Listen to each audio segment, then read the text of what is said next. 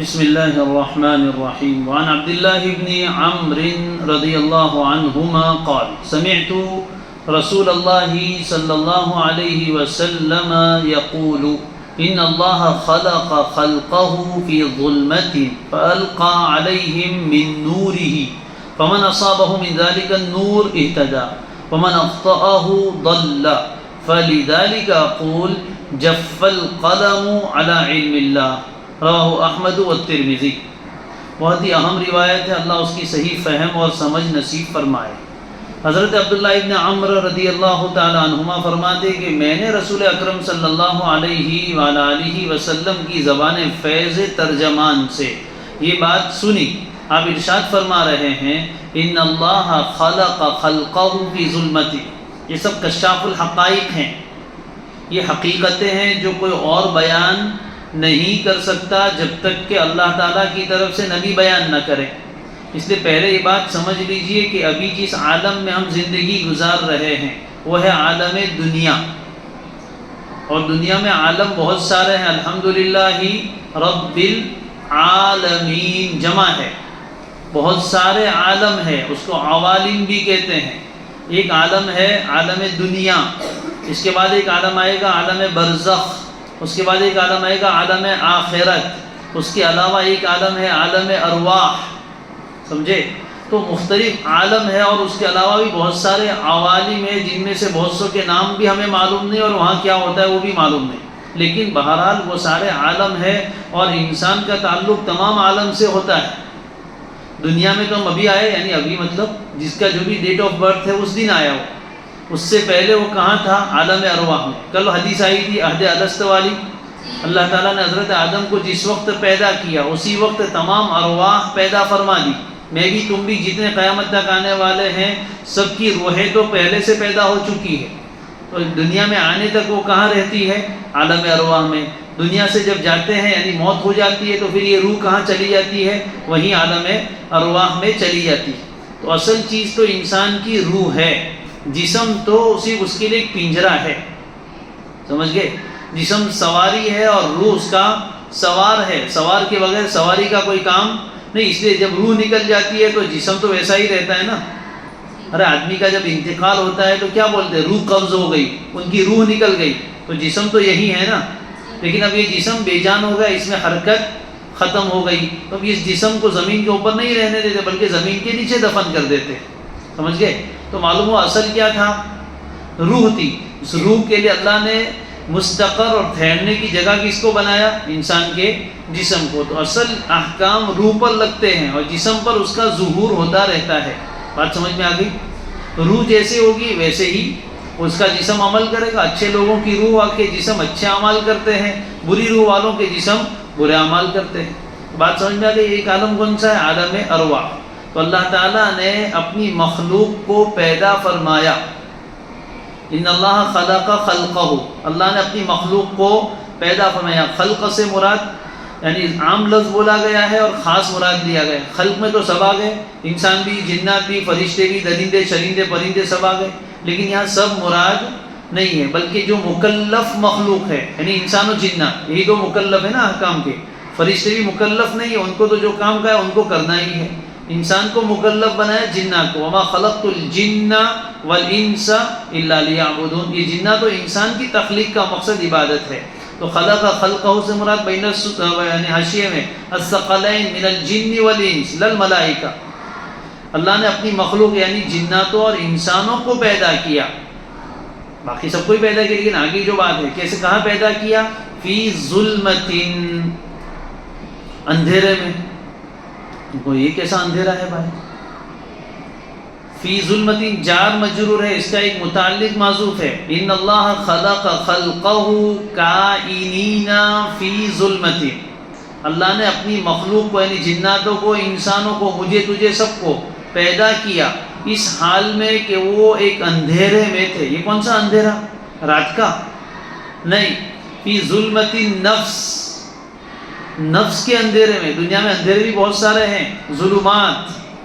اس کا خالق بھی اللہ ہے. خلق النور، قرآن میں ہے الحمدللہ الذی خلق السماوات والارض وجعل الظلمات والنور. ظلمات بھی اللہ نے بنائے، اندھیرے بھی، اور نور بھی اللہ نے بنایا۔ اب ظلمات کون سی؟ اندھیرے صرف حسی اندھیرے نہیں ہوتے، جیسے رات کا اندھیرا ہوتا ہے، ڈارکنیس، وہ تو حسی ہے، محسوس ہوتا ہے، لیکن اس کے علاوہ کچھ ظلمتیں، کچھ اندھیرے معنوی ہے جو آنکھوں سے نظر آتے نہیں ہے، جیسے کفر و شرک انتہائی بڑی ظلمت ہے، ظلمات بعضها فوق بعض، ایک کے اوپر ایک اندھیرے، ہر گناہ ظلمت ہے، سمجھے؟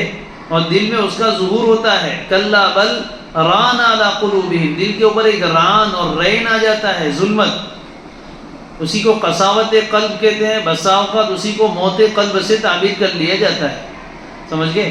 تو اللہ تعالیٰ نے اپنی مخلوق کو پیدا کیا ظلمت میں، اندھیرے میں۔ کون سے اندھیرے میں؟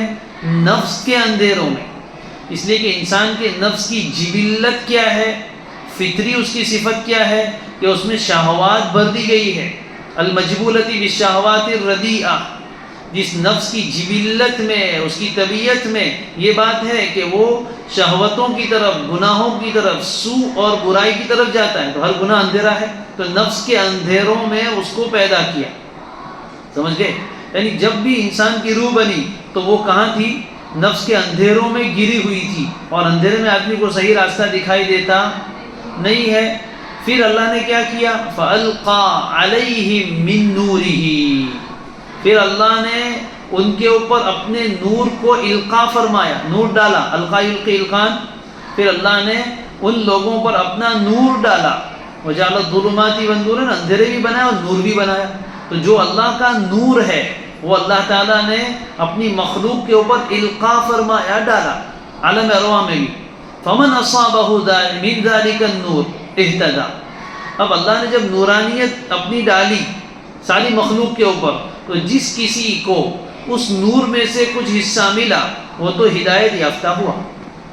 جس وقت اللہ نے نور ڈالا اس میں سے جس کسی کو حصہ ملا، اہتدی، وہ ہدایت یافتہ ہوا۔ ومن اخطأہ، اور جس کسی سے یہ نور خطا کر گیا، یعنی اس کے ہاتھ میں نہیں آیا، تو ضل، وہ کیا ہو جائے گا؟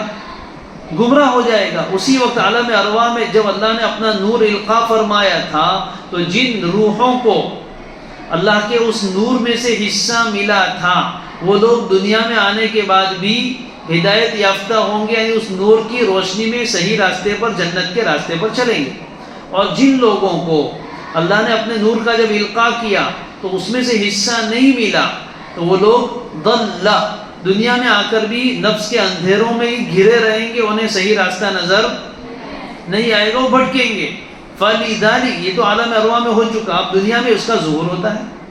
اب دنیا میں جب ہماری روحیں آ گئی جسم میں، تو اب وہ اللہ نے جو نور ڈالا تھا نا، وہ کیا ہے؟ یہ شریعت کی روشنی ہے، کتاب و سنت کی ہدایت ہے، پیغمبروں کی لائی ہوئی ہدایت ہے، ان کو اس میں سے حصہ مل جائے گا اور وہ اس کو مان کر چل پڑیں گے۔ اور جن لوگوں کی روحوں کو وہاں اللہ کے نور سے حصہ نہیں ملا تھا، انہیں دنیا میں بھی اللہ کی جو ہدایت اور نور ہے، نبی نور ہے، قرآن نے کہا قرآن نور ہے، تو نبی اور قرآن کے نور میں سے ان کو کچھ ملے گا نہیں، یا تو ان تک پہنچے گا نہیں، یا پہنچے گا تو اس کو قبول نہیں کریں گے۔ نتیجہ کیا ہوگا؟ ضل، بھٹکیں گے اور جہنم کے راستے پر جائیں گے۔ فَلِذَلِكَ أَقُولُ، اسی وجہ سے میں کہتا ہوں، اسی وجہ سے یعنی ہدایت و ضلالت کا فیصلہ کب سے ہو چکا ہے؟ عالم ارواح میں، سمجھ گئے؟ کل بھی روایت آئی کہ خلقت هؤلاء للجنہ وخلقت هؤلاء للنار، ان لوگوں کو جنت کے لیے پیدا کیا، ان لوگوں کو جہنم کے لیے۔ تو فَلِذَلِكَ، اسی وجہ سے میں کہتا ہوں، کس وجہ سے؟ کہ ہدایت و ضلالت کے بارے میں فیصلہ عالم ارواح میں ہو چکا ہے، دنیا میں تو صرف اس کا ظہور ہونا ہے۔ اسی لیے میں کہتا ہوں جف القلم علی علم اللہ، قلم خشک ہو چکا، تعبیر بتائی تھی، جف القلم، قلم خشک ہو چکا، علی علم اللہ، اللہ کے علم پر، یعنی اللہ کا جو علم ہے وہ اٹل ہے، ناقابل تغیر ہے۔ جو اللہ کا علم ہے وہ لکھا جا چکا ہے، اور اس کو لکھنے کے بعد قلم خشک ہو چکا ہے، لہذا اس میں کوئی تغیر، تبدل نہیں ہو سکتا۔ لیکن اللہ نے ہمیں ہدایت دی ہے تو ہم اللہ کا شکر ادا کریں کہ عالم ارواح میں اللہ کے نور میں سے ہمیں حصہ ملا تھا۔ بات سمجھ میں آ گئی؟ اللہ تعالی ہم سب کو اسی ہدایت و نور پر باقی رکھے۔